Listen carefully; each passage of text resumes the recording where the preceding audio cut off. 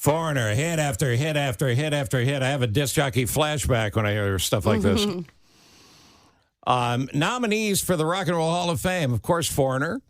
Mary J. Blige, Mariah Carey, Cher, the Dave Matthews Band, Foreigner, Peter Frampton, Jane's Addiction, Kool and the Gang, Lenny Kravitz, Oasis, Sinead O'Connor, Ozzy Osbourne, Jared! Sade and A Tribe Called Quest. You pretty much put them all in. Rick Wills has played bass for Foreigner longer than he's done anything else in life, I think. And it's going to be a busy stage as well. We'll talk about that in a second. But first, welcome and congratulations. Thank you so much, Steve. It's nice to be with you. I'm sorry it's so cold up in Chicago because down here in Florida it's warm, but it's very wet. Look, that's a nice move into cold as ice, but I'm not going to take the bait. We'll play more. Oh, no, here it comes. 7:37 on the Big 89. All right, so listen, I want to talk about something cool you're doing before I talk about the other cool stuff you're doing, and you're helping out Shriners Hospital. What can you tell me? Yeah, we've been doing this for about the past 16 years, raising money, probably near on about $1 million we've raised so far. And it's something we're very proud of doing, and we feel it's helping, especially with the children. And they do every show with us, and, they come out and they collect money, and we're proud to be part of it. So it starts with dollar donations on each ticket, but the collections can obviously go up if you can give whatever you can. Yeah. Shriners Hospital has a link on their website. I assume you guys do, too. Yeah. Easy ways to find it. All right, so listen. Jane, follow up on the Shriners. Oh, because I wanted to talk about what you were talking about. I do want to talk about that, but I love this idea too.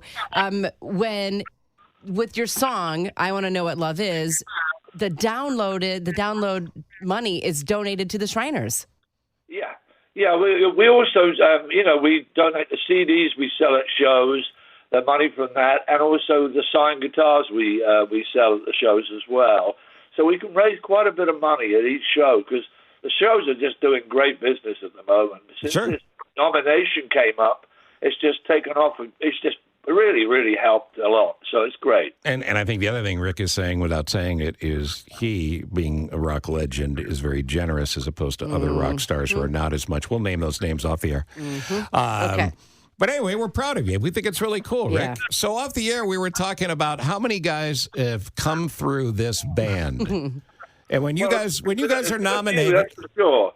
But I did about 12, 13 years with the band from '79 through to '92, and then it sort of fell apart for a while when Lou went off and did his solo thing, and then Mick started putting it back together again with the help from Jason Bonham, John's son, and we just started. They started finding people like Jeff Pilson on bass, who's like the musical director for the band now.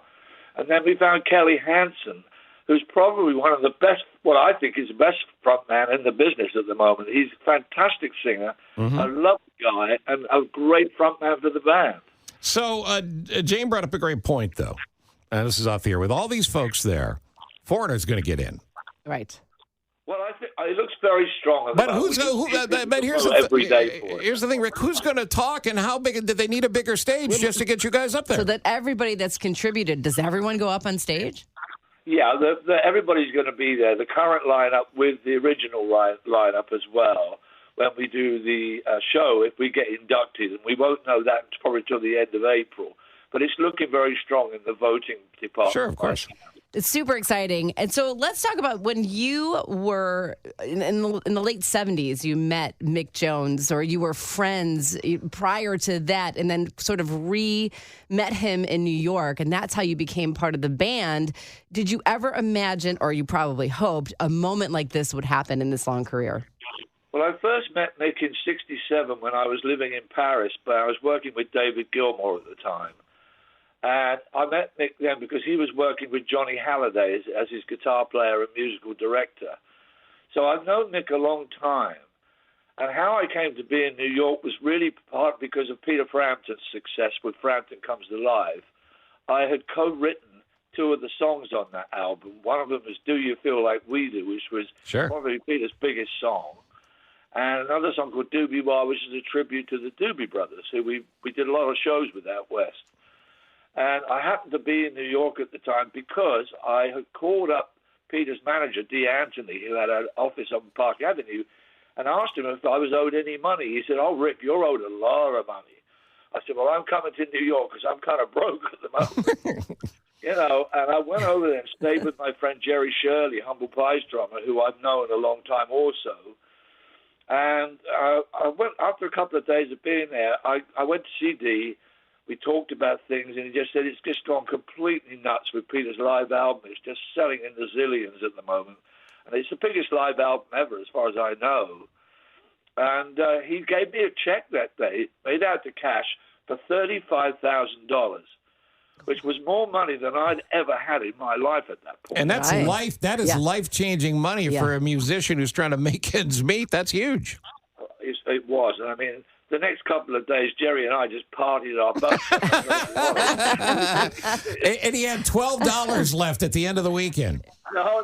I didn't do it all because what I did, I went down to the bank when he gave me the check and I wanted to cash it. The cashier just laughed. He said, "Rick, you're in New York. You don't go out of here with $35,000. Great point. Right.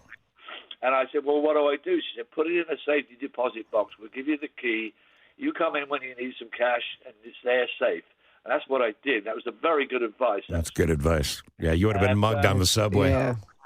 During that 2 days of partying, we heard on the wire that Foreigner had changed out their bass player, Ed Gagliardi, and were auditioning for a new bass player. So I got a hold of Mick's number, and I asked him, I said, "Mick, can I come and audition?" He said, "Well, do you know our stuff?" I said, "Oh, yeah, I know your stuff real well. I've had both the albums, the first two albums in my car, play it endlessly all day long. And I'm one of those guys, when I hear something, I can pretty much play it." Oh, cool. Oh, that's cool. So I went to the audition, and I said, "What do you want me to do?" He said, "Well, what do you know?" I said, "You just name it." We ran through Hot Blooded, Double Vision, Cold as Ice, and Feels Like the First Time. And it sounded great because they were looking for a more ballsy bottom end to the sound. Sure. And at the end of this sort of running through the four songs, Dennis Elliott, the drummer, got off his kit and just walked to the front where I was standing playing. He said, "I want him in the band." Oh, that's great. And I said, "What?" He said, "You can't do that, Dennis. We've got 70 bass players to audition." So I thought, "Oh, well, I may be in with a chance. You just don't know." Because there were all the best names in the business were wanted at that job. Sure. And so I said, "Well, what do I do?" He said, "Well, come back in about 10 days and we'll run over the arrangements and we'll do vocals and stuff like that." And I did that, and that went really well as well. So that was the beginning of it all. He said, "Look, hang around because you're in the sort of top 10 at the moment, put it that way." I said, "Oh, that's great news." I then went back to the apartment with Jerry, and I told him what had happened. And I called my wife up in England. She was in London with my two children, who were very young at the time. I think Nikki was about 5, and Daniel was probably 18 months old. Oh. And she said, "Rick, both the kids have come down with chicken pox. I really need you to come home. I'm going nuts here." Uh-oh. And I said, "Oh, Lynn," I said, "I just don't know what to do." I said, I think I'm really close to getting this job maybe. And I gave in, and I went home to England. I went back to London, and I was home one whole day and one night. In the morning, the phone rang in the bedroom at 8 a.m., and it was Bud Prager, Foreigner's manager, and Mick Jones in the office in New York, asking me how I felt. And I said, "Well, I'm pretty groggy and jet-lagged, to be honest, guys."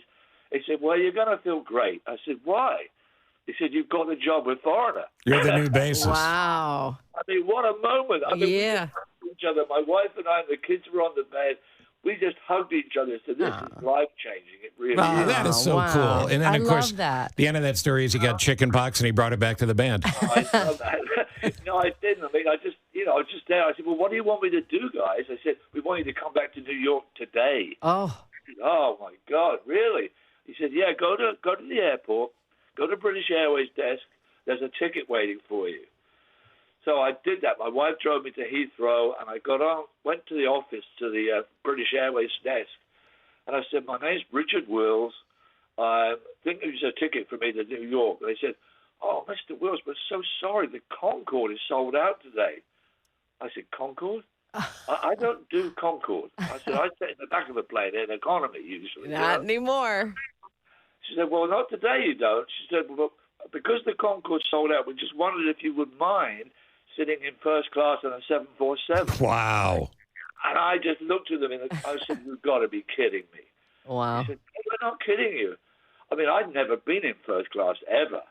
I didn't know what it was like, you know. Well, there's very few people that can point to a couple of days in their life where everything changes and nothing is ever the same That's right. when it comes to a career. But you know what it comes from, Rick Wills, you know this better than anybody. Hard work, play hard, practice hard, right. and repeat, rinse and repeat, doing it over and over again. And the one thing that I think you should be held up for is, unlike a lot of bassists, and the cliche of a bassist looking disinterested, you always look like you're having fun on stage. I do. I try and have as much fun as I can, actually. Yeah, why not? You know, Why not? You're in Foreigner. I mean, I love being on the stage with the band. That's my thing. And I love the music so much that how can you not be happy, you know? That's right. Well, I'm happy for That's you. right. I graduated Yeah. from high school in '79. You're the soundtrack of my high school, my That's friend. right. Yeah, it's just been a wonderful life. And I'm still going out and playing. I did a show with the band last week in St. Augustine, Florida. Oh, yeah.